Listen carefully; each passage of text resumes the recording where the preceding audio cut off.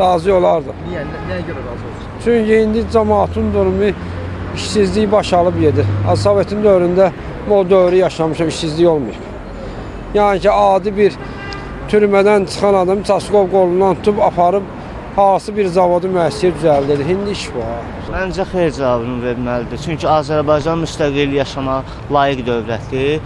Başda da İlham Əliyev olmaqla hamımız onu dəstəkləyirik. Hamımızda hər şey göz qabağındadır da. Bundan əvvəlki Bakı, 2015-ci ildəki Bakı nə qədər gözəlləşib, aradakı fərq, iqtisadiyyat. Razı deyirəm. Niyə?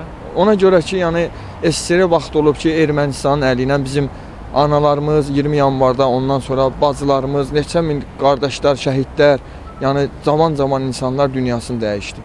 Yəni ona görə mən razı deyirəm. Hələ razıyam ki, Azərbaycanımız günü-gündən inkişaf edir. Hörmətli prezidentimizdən də razıyam. Bir dəfə əli yanan o isti ocağa əlin uzatmamalıdır. Ancaq bizim əlimiz bir dəfə yanmayıb. Biraz tarixə baxanda bir də bizim beynimizi doldurmuşdular komünist ideyası ilə. Çox sadə, axı mümkün deyil, bu utopiyadır. Elə bunun Marx Engels vaxtında da bu utopiyadan əmələ gəlmiş ideyadır. Özünü doğrultmayan ideyadır. Mülkiyyətin sahibi olmalıdır. O ictimai mülkiyyət, o Arkadi Raykin deyirdi. Etmayo net, tvayo net. Kolxozun almasını mən dərə bilərəm, yox. Sən dərə bilərsən, yox. Bəs nətər oldu bu bizim əlində? Bu mənim fikrimcə bu ideya düzdür. Həm də o demokratik sentralizm məsələsi vardı. Bu elə yaranandan ölümə məhkumdur. Çünki heç kimin ideyası keçmir. Yuxarıdan nə dedilər o? Belə quruluş olmaz. Əcaib bir quruluş idi. Faşizmlə müqayisə ediləsi bir əcaib bir quruluşudur.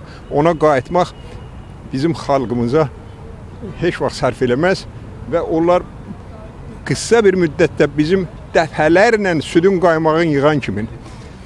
O ədəd bəlkə səhv deyərəm, səhv eləmirəm. 40 min seçmə oğullarımızı o rejim gülləliyib. Olsa çox gözəl olar ha. Təbii ki, insanlar Sovet dövründə xoş həyatlar, nerede unutma.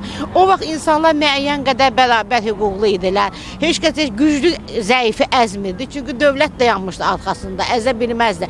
İndi dövlət heç kəsin arxasında dayanmır. Yox və yenə də yox. Az başımıza it oyunu açıblar bütün 250 il ərzində. Nələr olub? Yox. Niyə? Belə pisdir bə, yəni. Demokratik dövlət tam, yəni daha sərfəlidir özümüz üçün. Azad yaşamaq ondan yaxşı.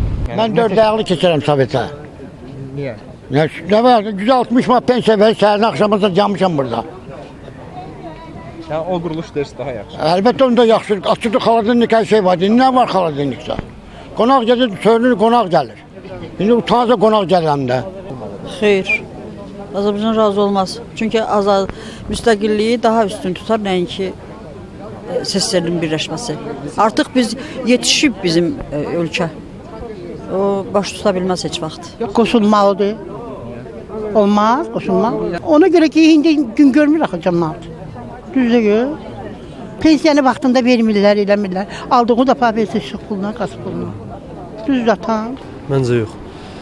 Bundan sonra daha müstəqil bir dövlətik və müstəqil hüquqlarımız vardır.